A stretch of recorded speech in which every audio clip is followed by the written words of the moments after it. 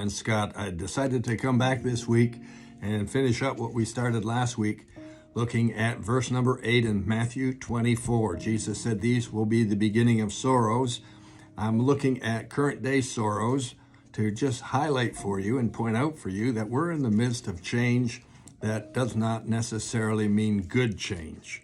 It's referring to the fact that things are confused, things are deceiving us. We're in the last days. Things are getting worse here as we speak. Last week, I should say, Saturday, we were looking at issues dealing with climate change and so on.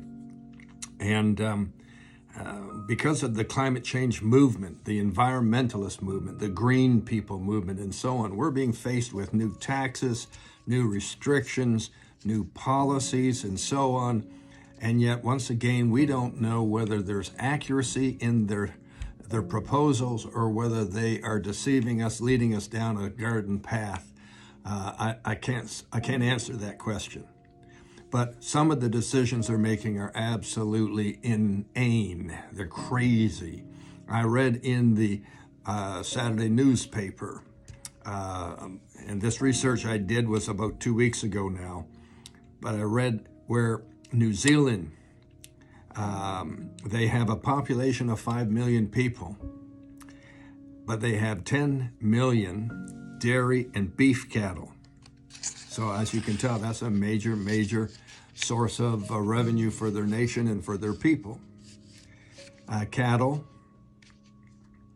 pass gas. They urinate.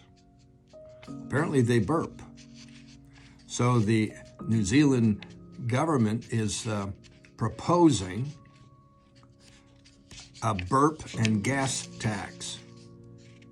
I'm telling you the truth.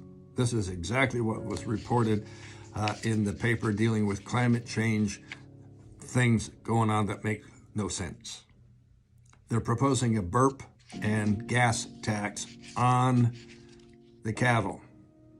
You know who pays it? The farmers. You know what that does to them?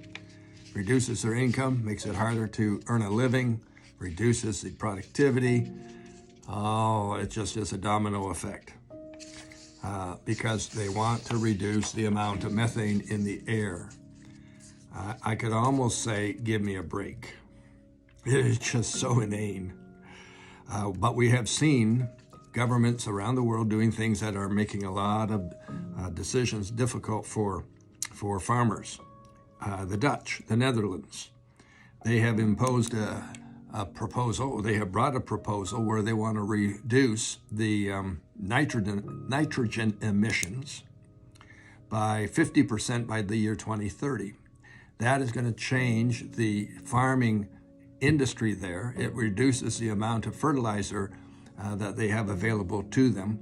It will cause all kinds of domino effects in terms of the agricultural industry, which has led to all kinds of protests.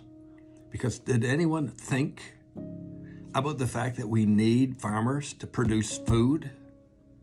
And with famines worldwide occurring at an alarming pace and supply chain interruptions occurring since the pandemic occurred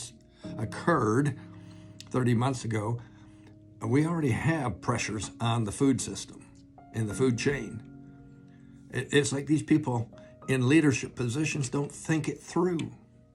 Our Canadian government's proposing a similar type of reduction in the fertilizers being used out in our agricultural communities, especially in the western provinces.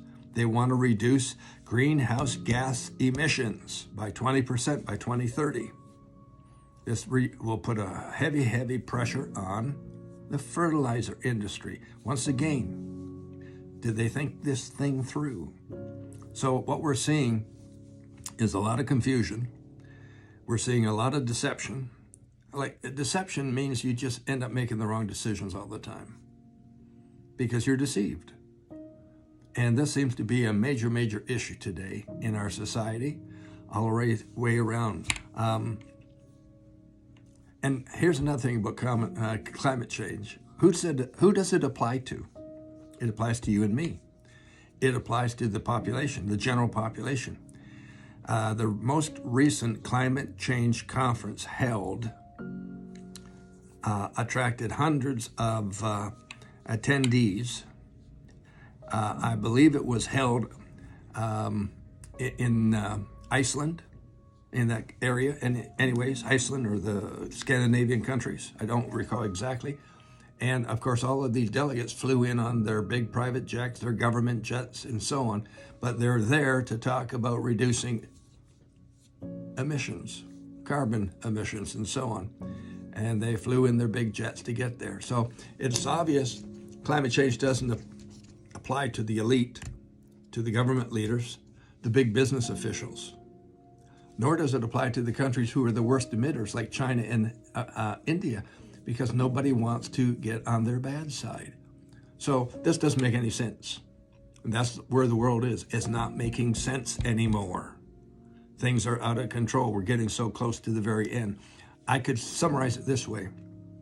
The Antichrist spirit in due course will introduce the Antichrist who will desire and will do everything possible to control the entire world.